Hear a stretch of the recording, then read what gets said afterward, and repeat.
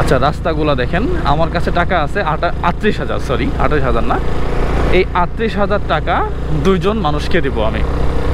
প্রথম মানুষটাকে দিব, এই মানুষটাকে আমি একটা হুইল চেয়ার দিছিলাম এবং সে শারীরিকভাবে এখন অক্ষম, গাছ থেকে পড়ে গিয়ে বিদ্যুতের লাইনের উপরে পড়ে এবং সে এখন প্রতিবন্ধী, একেবারে 12 বছর যাবৎ একটা জায়গাতে শুয়ে আছে। ঠিক এই অবস্থাতে তাকে একটা হুইল চেয়ার দিয়ে আমি তাকে জগট দিয়ে দিছিলাম।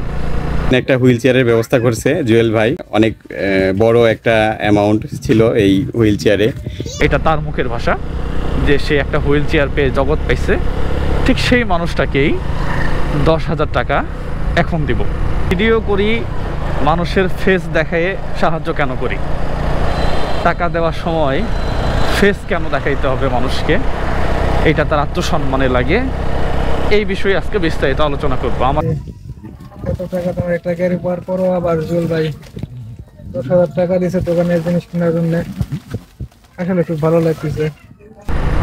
ভিডিওটা এডিট করে দিব, সো কেউ আবার কমেন্ট করিয়েন না যে রাস্তায় যাইতে যাইতে টাকা কেমনে দেন। আচ্ছা, এই ভদ্রলোককে দিলাম হচ্ছে 10,000 টাকা। এই একটা ছোট দোকান করবে, এটাই তার স্বপ্ন এখন। এই যে ভিডিও করে টাকা দেওয়ার কারণ হচ্ছে, আচ্ছা আরও আমার কাছে 28,000 টাকা আছে। এই 28,000 টাকা আরেকজন মানুষ পাবে। এই 28,000 টাকা কে পাবে সেটা আপনাদেরকে আমি এখনই দেখাবো।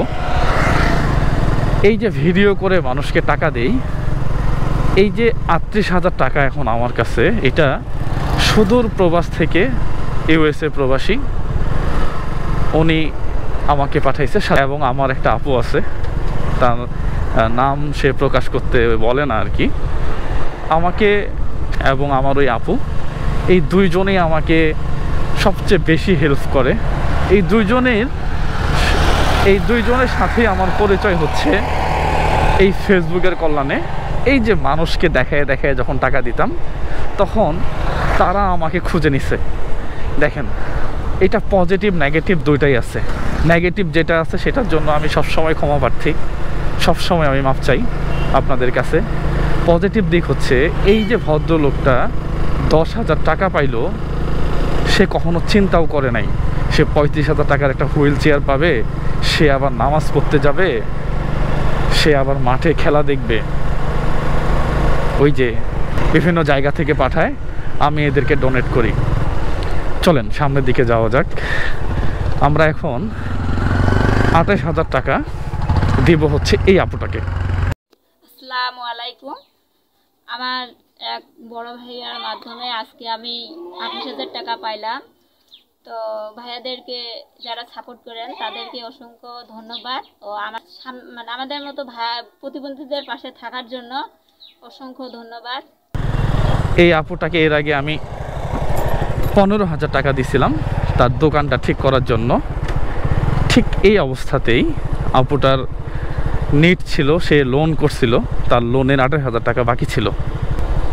এই 28,000 টাকা এই মেয়ের জন্য 28 কোটি টাকারও বেশি, আপনি এটা যেভাবে নেন না কেন।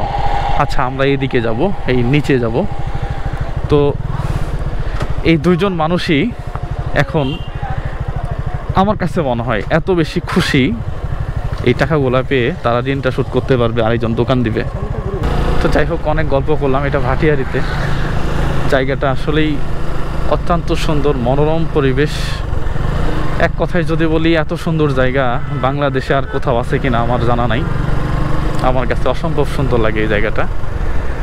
আপনাদের সাথে গল্প করলাম। যাই হোক, সবাই ভালো থাকবেন, সুস্থ থাকবেন। আসসালামু আলাইকুম ওয়া রাহমাতুল্লাহ।